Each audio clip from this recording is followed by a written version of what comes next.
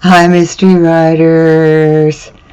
Welcome to our Thursday chats. Today, I hope you're all staying warm and safe. And so many places have lots of trouble with the weather. We had big snow this last weekend, and now we've returned to Oregon weather, which is rain. So we're very fortunate in that regard. Today I wanted to talk about plot holes, what they are, how you find them, and more importantly, what to do to fix them. So let's dive right in. If you're reading your story and somehow it doesn't feel right, and you don't know how to fix it, if that happens, that's probably a plot hole. And if you're new to novel writing, you may not wonder what a plot hole is because you read about them and you hear about them and you learn you're supposed to fix them, but you aren't clear what it is. So let's take a look first at what they are. In the worst case, plot holes feel as if part of the story is left out. That's why they're called holes. And readers will be left wondering what happened, but there are many more. A plot hole or a plot error is a logical fail in your storyline. It is any inconsistency or gap that counters the logic of the story. So if you feel the problem when you're reading this story, your readers will sense it too. So you'll want to tackle those illogical places to spark up your story. But first of all, I want to say don't agonize, just create a solution. Novice writers can spend energy agonizing over a place that isn't working, endlessly rewriting a scene or adding more details, but before you add to that pain and misery, do what professional writers do. Follow a process to stop the pain. First of all, evaluate the problem. Write down exactly what you think is not working. Don't try to fix it yet. Just write down what you think is not working. And then decide whether it's a problem or a momentary blip that can be fixed with a few tweaks. And then create a solution. It may not be the perfect solution, but make the change. And then move on with your writing and reevaluate later. The key here is to move on. Come back during a later editing stage to see if the problem is still a problem. And in the meantime, you can use the quick fixes to stop you from stalling. So let's look at some quick fixes that will help you get past the different kinds of plot holes you might find in your story. One is you need crucial information. You're writing a scene and discover that you don't know how to load a semi-automatic, cook a dish that hides a perfect poison, or start making a bomb that will threaten the town square. So save those details for editing. Write as much as you can without the exact data. You'll be surprised. Make it up, be creative, and you'll find later that when you do your research and fact-checking that you're closer than you thought. I know this has happened to me, so just write it. And what I do is I have my little come back to it place for editing later. I just make 3 X's. And then I can search for the 3 X's and find those places that I think need a fix or more research or something like that. And then just keep writing, all right? Don't let it bog you down. Don't get all sidetracked with trying to get every exact detail. All right, and then another one is when the action scene drags. You feel as though your characters are moving in slow motion and your action scene feels like a soap opera. You know, when the phone rings and everybody freezes and nothing happens in the soap opera. You feel that the story's moving forward, but it's boring and slow. So Here you can change up your language, and rather than adding more details to your blow-by-blow account, make your language snappy. Let's look at 2 examples. George was the biggest guy Lily had ever seen. He was a giant. How could she get past him and out of the cellar? She looked up and thought, if I don't do something fast, well, I'll be dead in 10 minutes. She saw an old broomstick leaning against the wall. It was the only available weapon.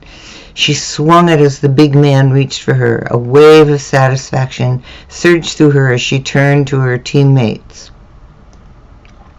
Okay, that's a lot, right? Let's look at it tightened up a little. Lily looked up. A giant. Without thinking, she grabbed an old broomstick and swung, eyes closed. A satisfying crunch. So the second example conveys the same meaning as the first, but it's far more engaging. Your readers feel the fight. So this is not the time to think about word count.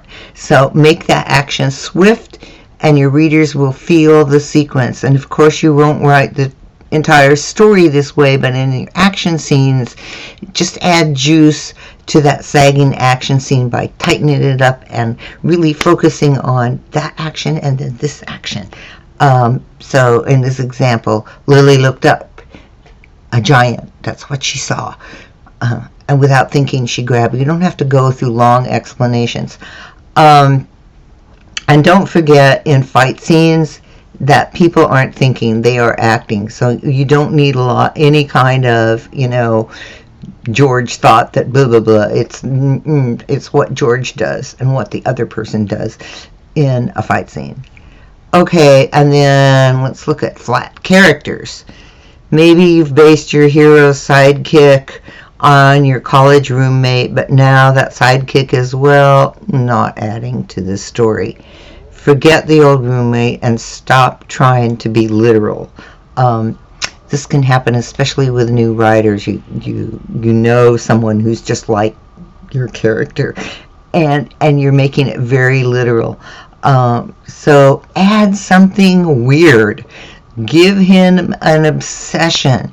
The weirder, the better. Jars full of buttons. Your character stops to pick one up in the gutter just as the action gets going. Or she never cooks but collects recipes online and loves old 3x5 card recipes. She finds one at the murder victim's home and covers it to the point of removing evidence. So really with the other characters besides your protagonist, unleash your imagination. They don't have to be exactly like your old college roommate, and giving them those quirky things make them stand out in your reader's mind. And then there's what comes next. Your story is moving along, you finish a scene or a chapter, and even with a rough outline, you don't know what comes next in the story. So this is, it's like the writer's version of taking a deep breath. Give yourself 10 minutes. Grab your notebook or open your computer note file and brainstorm ideas. Just keep writing them. No judgment. This is real brainstorming. Keep writing down ideas and keep an open mind. And one of these ideas will be the one for what comes next. You just have to get your brain all charged up, and that 10 minutes of just writing without judgment, all of a sudden something will pop out and it will be the solution. I know that sounds really woo-woo, but amazingly enough, it works. Okay, so another one is it's time for an info dump. You've reached a turning point in your story. Your reader needs to know the information, but you don't want to overload them with an info dump, and you know it will slow down the story, and readers will skip or stop reading. And so your character grabs the nearest person and talks about making their decision, or give your character an internal debate.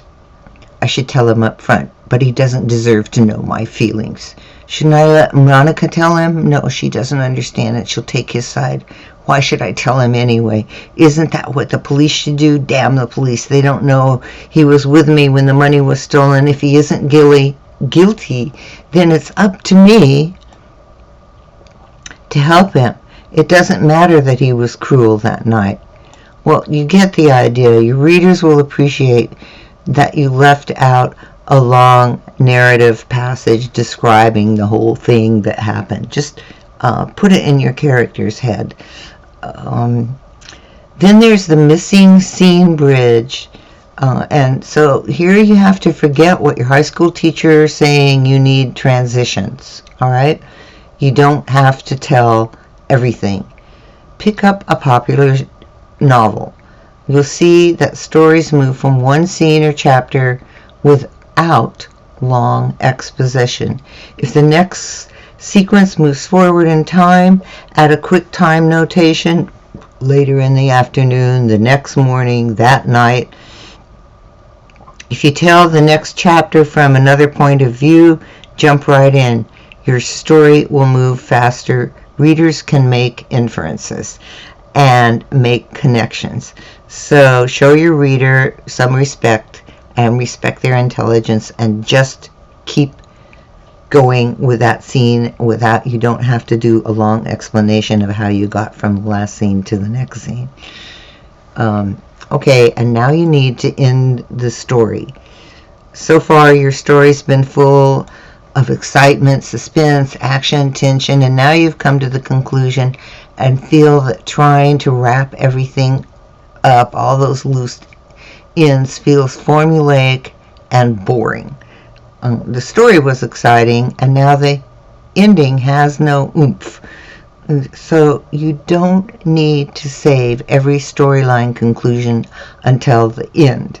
Instead of wrapping up all the subplots in the end, stagger most of those subplot conclusions before you get to that final reveal for your detective.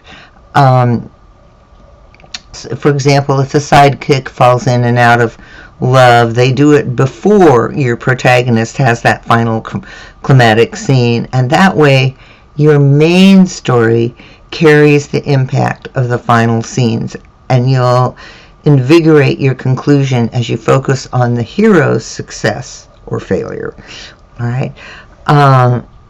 Your novel's too long for the genre. You had so much fun writing your novel, and now it turns out you went overboard. Way overboard. You need to cut 10,000 or 20,000 words to appeal to your genre's readers.